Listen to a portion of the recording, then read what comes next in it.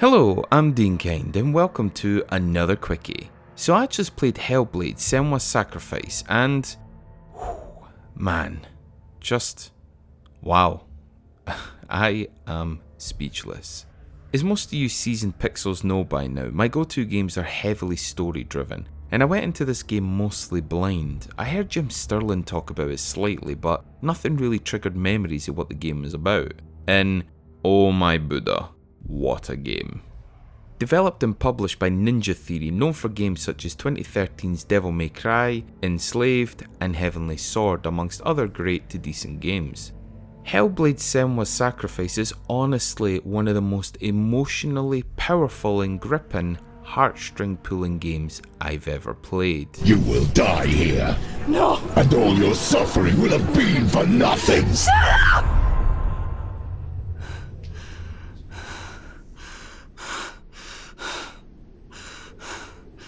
Now, this is going to be a difficult game to review without spoiling because, well, I don't want to spoil it, as its story is breathtaking.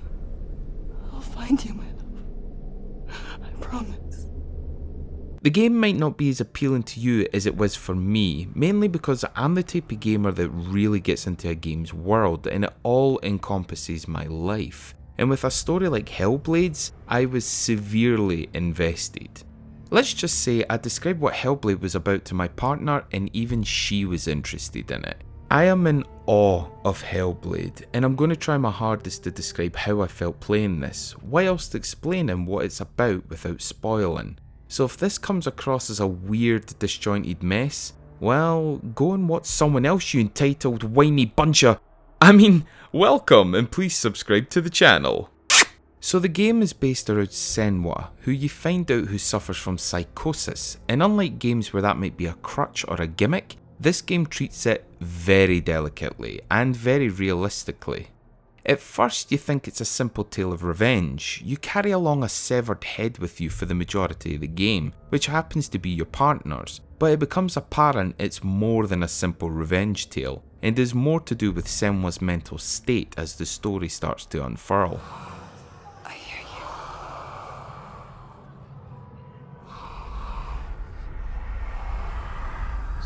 The start of the game is a slow, brooding, atmospheric opening, which is a great way to introduce you to what's about to go down. You just know some heavy shit is coming your way, which I love. Not everything needs to be explosions and noise. Slow, eerie and quiet are just as effective to grab the player's attention. They're going to do that to you. Can you see them? Can you see them? They're going to do that to you. The game is inspired by Norse and Celtic culture, and you play as Senua, a Scottish Pict who suspiciously doesn't speak with any sort of Scottish accent. Set around 790 AD in Orkney Islands, which is in the north of Scotland. The premise of the game, without giving away too much, is you're rescuing your love's soul from hell, but whilst fighting with your own mental demons. She suffers from hallucinations and is constantly mentally battling with her past, so one minute you can be walking through a field of flowers and then all of a sudden it goes Silent Hill on your ass. Which is an interesting comparison because Silent Hill and Hellblade are both psychological horror games, but where Silent Hill is a survival horror, Hellblade is an action-adventure hack and slash. Kinda like Dark Souls, but less brutal.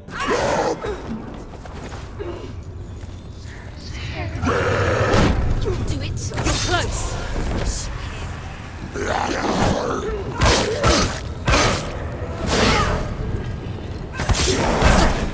It also has puzzles which can become very confusing, especially the area where you're looking for an exit in a dark ass room, and also navigating in the dark when you're stuck in water and needing to be as quiet as possible.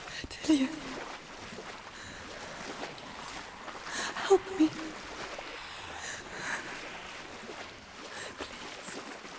I felt how scared and confused Senua was whilst playing this game. It's so weird. Which also leads me to mention that the person who played Senua was voice acted and motion captured by Melina Jurgens. I hope I said your name correctly. Sorry. What a wonderful job she does, and is easily my favourite character performed by a real life person in a video game. I've never felt such a connection to a video game person in all my 30 years of gaming, so super praise goes to Melina here. In the head of his corpse lies the seat of his soul. So you must carry his vessel to bring him back home.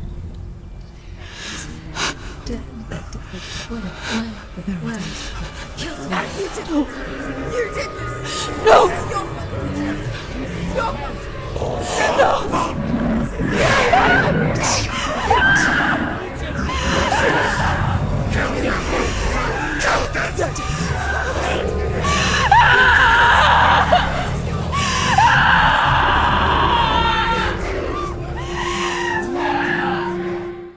To get the true feels of this game, and I know this is a cliche at this point, but to get the most out of this game, you have to play it in the dark with headphones. So if you have an awesome set of headphones, put them on. I wear Skull Candy Crushers for my games, but the reason I mention this is they have an amazing adjuster for bass control. And if you watch the documentary of how this game is made, you'll see why it's important to have a decent set of headphones whilst playing this game. So those crappy little in-ear buds probably won't suffice. But it also won't diminish the game in any way either, just make you more connected with how Senua is feeling and reacting.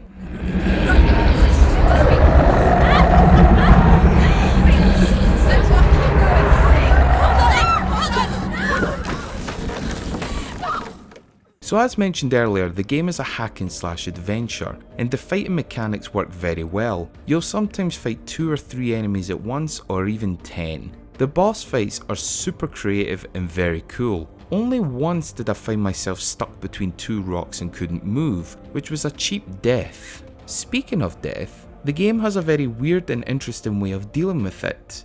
Early in the game, your hand starts to rot, and every time you die, the rot gradually climbs up your arm.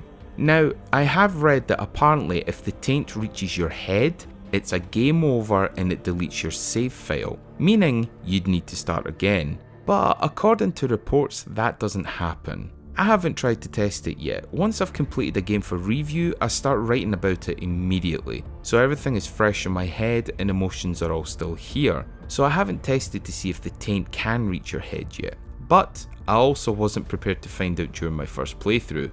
Sorry. The puzzles are very creative and again make you feel confused and lost just as Senua is, but you also get the aha moment as Senua experiences it too. It's all very personally connected. It's very strange to explain. I guess you just need to play it and experience it for yourself. Graphically? My. It's a beautifully stunning game, but there was one little hiccup I did notice when I began my game, but was rectified. Playing on a 4K console, Xbox One X being the choice, there are graphical settings that need to be looked at, and there are 3 different modes: Enriched Visuals, Resolution Visuals, or Performance Mode. Now I originally started the game on Resolution Mode and realised I was taking a lot of hits, so I switched to Enriched Visuals, and whilst the graphics did look a little nicer, the combat was still proven to be a little annoying, taking hits when I swore I dodged it. So I put it on Performance Mode. I don't know if it's just me, but my fighting became a lot better when I had 60 frames per second working rather than the default 30. But it didn't take away the experience I had. After a while, when I got comfortable with the combat, I switched it back to Enriched Visuals, and they are stunning. Just a little tip I guess. I'd start with Performance Mode until you're comfy with the controls, and then switch it to that beautiful enriched setting. Yummy.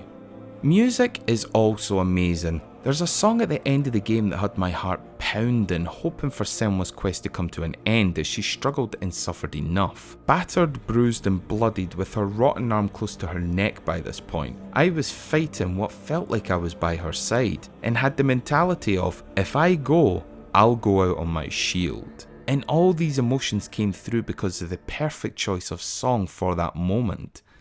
I know he's here.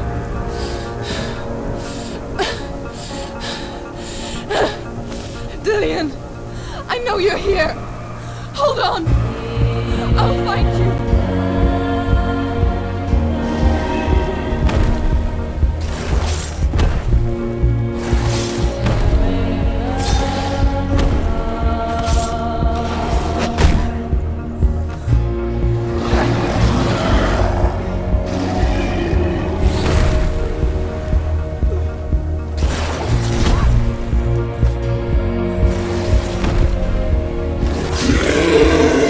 simply amazing.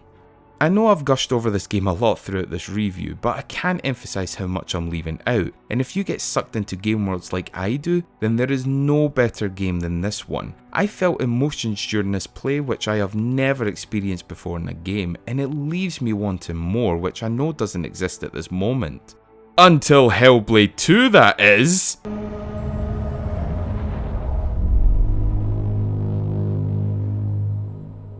Hellblade Senua's Sacrifice can be beaten in about 7 or 8 hours, but the feelings left by this game has changed my gaming experience forever, and for the better. All in all, and this is a first for Flickering Pixelz, I'm giving this a perfect 10 out of 10. This is a work of art, pure and simple. You know that old saying, is games art? Well, if Roger Ebert had seen this game and was able to play it, I don't even think the great man himself could deny that anymore. No movie could portray this better in my opinion than this perfection of video game. Before I say my goodbyes, I want to quote Reed McCarter of IGN, who explains things a little better than I can so you can appreciate this game if you haven't already played it. Reed McCarter of IGN says, "Great game design and a modern expression of unreliable narration. As the story progresses, the nature of the corruption becomes clearer as the player comes to understand a correlation between Senua's backstory and psychology and the way they perceive the game's dangers. It is a beautifully executed bit of narrative design, game system, and story working in tandem." I couldn't agree more. But until next time, be good to each other and have a nice day. Thanks for watching, guys. Let go of your battle. Let go of Dilly.